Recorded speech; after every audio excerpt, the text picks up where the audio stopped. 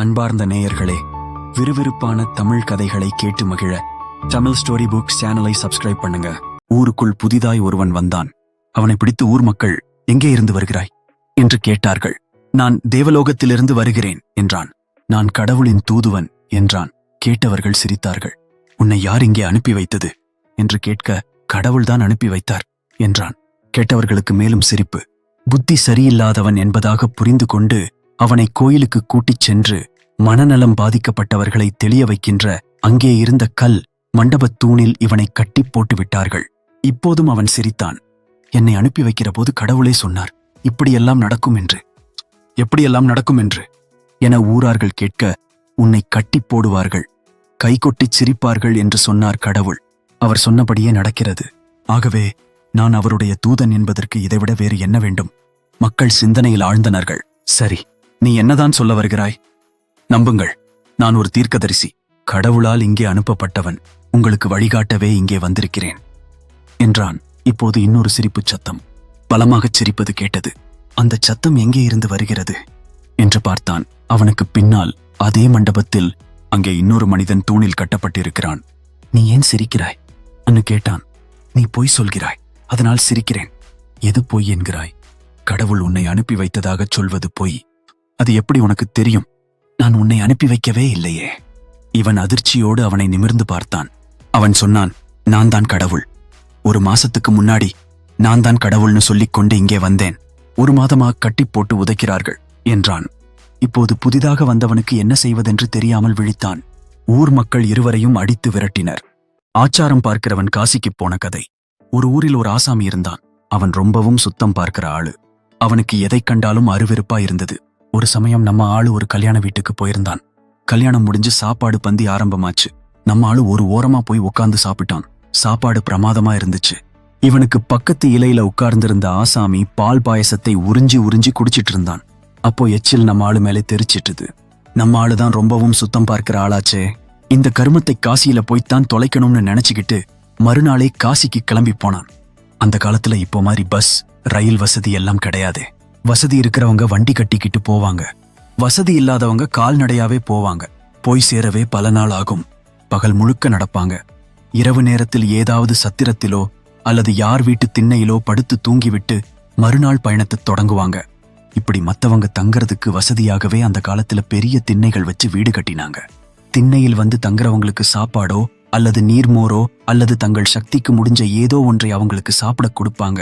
நம்ம ஆளு பகல் முழுக்க நடந்து இரவில் ஒரு வீட்டு திண்ணையில் வந்து சுருண்டு படுத்தான். அந்த வீட்டு ஆள் வந்து, ஐயா, உங்களை பார்த்தால் ரொம்ப தூரம் நடந்து களைச்சு போனவரா தெரியுது. வாங்கயா, வந்து சாப்பாடு சாப்பிட்டுட்டு படுங்க என்றார். நம்ம ஆளுக்கு நல்ல பசிதான். ஆனால் ஆசாரம் தடுத்தது. கடைசியில் வயிறுதான் ஜெயித்தது. நம்ம ஆளு சாப்பிட சம்மதிக்கவும் அந்த ஆளு தன்னோட மனைவியை கூப்பிட்டு இவனுக்கு சாப்பாடு போடச் சொன்னார். கை கால் சுத்தம் பண்ணிவிட்டு சாப்பிட உட்கார்ந்த நம்ம ஆளு, அம்மா, எனக்கு இலையில சாப்பிட்டுத்தான் பழக்கம், அதனாலே இலையில பரிமாறணும்னு சொல்ல கொஞ்சம் யோசிச்ச அந்த அம்மா சரின்னு சொல்லி ஒரு இலைய காண்டு வந்து போட்டு சாப்பாடு பரிமாறினாங்க. சும்மா சொல்லக்கூடாது, சாப்பாடு அருமையா இருந்துச்சு. நம்ம ஆளு நல்லா திருப்தியா சாப்பிட்டான். சாப்பிட்டு முடிச்சு இலை எடுக்கும் போது அந்த அம்மா ஓடி வந்து, ஐயா, நான் எடுக்கிறேன்னு சொல்லி ரொம்ப பத்திரமா எடுத்துட்டு போனாங்க. இத பார்த்த நம்ம ஆளு, தூர வீசி எரிய போற இலைய என்னத்துக்கு இவ்வளவு பத்திரமா எடுத்துட்டு போறீங்கன்னு கேட்க, அந்த அம்மா, இந்த ஊரில் வாழை இலை கிடைக்கிறது, குதிரை கொம்புதான். என்னோட மாமனாரும் உங்களைப் போல வாழை இலையில சாப்பிடுறாள். அவருக்காக ஒரே ஒரு வாழை இலை வாங்கி வச்சிருக்கோம். அவர் சாப்பிட்டதும் அதை கழுவி பத்திரமா எடுத்து வச்சிரும். நீங்க வந்து வாழை இலையில தான் சாப்பிடுவேன்னு சொன்னதும் இலை இல்லைன்னு சொல்லவும் மனசு வரல. உங்களை பட்டினியா போடவும் மனசு வரல. அதான் என்னோட மாமனார் சாப்பிடுற இலையில உங்களுக்கு சாப்பாடு போட்டுட்டு இப்போ பத்திரமா எடுத்து வைக்கிறேன்னு சொல்லவும் இவனுக்கு சாப்பிட்ட சாப்பாடெல்லாம் தொண்டையிலே சிக்கிக்கிட்ட மாதிரி ஆகி போச்சு. சரி, இந்த கருமத்தையும் காசியிலே போய் தொலைச்சிடுவோன்னு நினைச்சுக்கிட்டு படுத்து தூங்கினான். மறுநாள் எழுந்து நடக்க ஆரம்பித்தான். அன்றைக்கு பகலெல்லாம் நடந்து விட்டு ராத்திரி ஒரு வீட்டு திண்ணையில் தங்கினான். அந்த வீட்டம்மா இவனை பார்த்ததும், ஐயா, சாப்பாடு சூடா இருக்கு, வந்து ஒரு வாய் சாப்பிட்டுட்டு படுங்க என்றதும் நம்ம ஆள் முன்னெச்சரிக்கையா வாழை இலை வேண்டாம்னு சொல்லிட்டு, தினமும் புழங்காத மண் பாத்திரம் இருந்தால் அதுல சாப்பாடு போடுங்க என்றான். அந்த அம்மா ஒரு அறைக்குள் போய் ரொம்ப நேரம் தேடி துளாவி ஒரு மண் பாத்திரத்தை எடுத்து வந்து அதில் இவனுக்கு சாப்பாடு வைத்தாள். திருப்தியா சாப்பிட்ட இவன் மண் பாத்திரத்தை கிணற்றடிக்கு கொண்டு போய் கழுவ ஆரம்பித்தான். கை தவறி கீழே விழுந்து மண் பாத்திரம் உடைஞ்சு போச்சு. இத பார்த்ததும் அந்த வீட்டில் இருந்த ஒரு கிழவி குய்யோ முய்யோன்னு கத்த ஆரம்பிச்சிட்டுது. என் புருஷன் சாகக் கிடந்த கடைசி காலத்தில் இந்த பாத்திரத்தில் தான் அவர் கை கழுவி வாய்க்கொப்பளிப்பார். என்னோட கடைசி காலத்துக்கு இது உதவும்னு பத்திரமா வச்சிருந்தேன். அதை இந்த பாவி இப்படி போட்டு உடைச்சிட்டானே அன்னு அலறிச்சு. நம்ம ஆளுக்கு ஒரு மாதிரி ஆயிட்டுது. இருந்தாலும் இருக்கவே இருக்கு காசி. அங்கே போய் இந்த கருமத்தையும் தொலைச்சிடுவோம் அன்னு நினைச்சுக்கிட்டு படுத்தான். மறுநாள் எழுந்து நடக்க ஆரம்பிச்சான். அன்னிக்கு ராத்திரி ஒரு வீட்டு திண்ணையில் தங்கினான். அந்த வீட்டில் இருந்த பாட்டி இவனை சாப்பிடச் சொன்னாள். இவன் முன்னெச்சரிக்கையா, இலை, பாத்ரூம் எதுவும் வேண்டாம், நான் கையை நீட்டுறேன், நீங்க கரண்டியாலே எடுத்து போடுங்கன்னு சொன்னதும் அந்த பாட்டியும் அது மாதிரி செய்ய வயிறு நிறைய சாப்பிட்டு விட்டு திண்ணையில் வந்து உட்கார்ந்தான். அங்கிருந்த விளக்கு வைக்கும் மாடத்தில் வெற்றிலை பாக்கு இருந்தது. பாட்டி நமக்கு தான் வச்சிருக்கு போலிருக்குன்னு நினைச்சு இவன் பாக்கை எடுத்து வாயில் போட்டு கடித்தான்.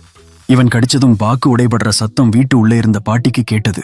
பாட்டி குடுகுடுன்னு ஓடி வந்து என்னன்னு விசாரித்தாள். ஒண்ணுமில்லை, இங்கிருந்த பாக்கை எடுத்து வாயில் போட்டு கடிச்சேன்.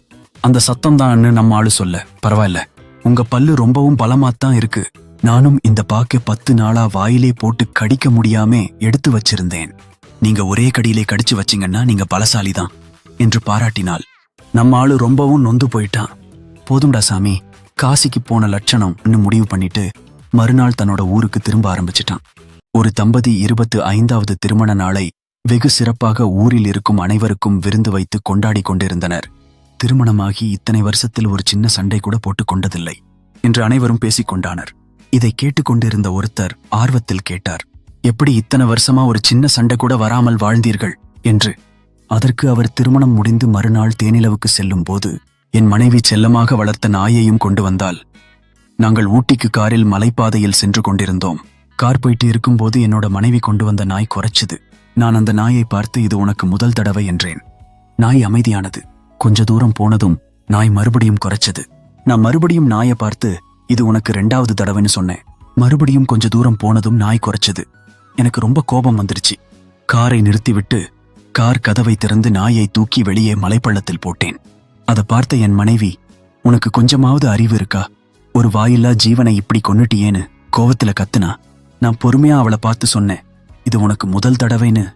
அதுக்கப்புறம் என் மனைவி கோவப்பட்டு என்கிட்ட சண்டை போட்டதே இல்லை.